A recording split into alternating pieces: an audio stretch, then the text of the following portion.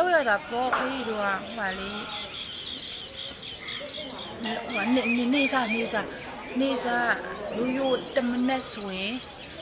1000ပြောတာ1000နှမ်းပေါင်းတို့တလက်2013-14ရနော်နှမ်းပေါင်းတို့တလက်စားလူယူပြောတမနဲ့ကို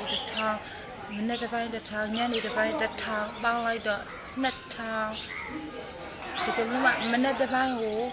နှစ်လက်စားရခဲ့ဆိုရင်တစ်ပိုင်းမနေ့တစ်ပိုင်းနဲ့2000ရတယ်ညနေတစ်ပိုင်းရောနှစ်လက်စားထည့်ရမယ်ဆိုရင်အဲ့ဒီနေရာ4000ရတယ်4000ရတဲ့နေရာမရှိပါဘူးရှားတယ်ရှိတော့ရှိတယ်ရှားတယ်3000ရတဲ့နေရှိတယ်2500ရတဲ့နေရှိတယ်2000ပုံမှန်အဲ့ဒီရောပေါ့နော်လူကျွန်းတော့လက်ရပေါ့မဟုတ်ကဲ့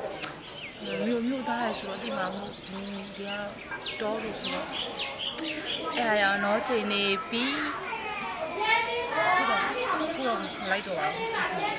အဲ့ဒီရွာဘက်ကနေတော့ငများတိမှာပါမိကိုလို့ဖြစ်မှာနော်အဲ့ရရတယ်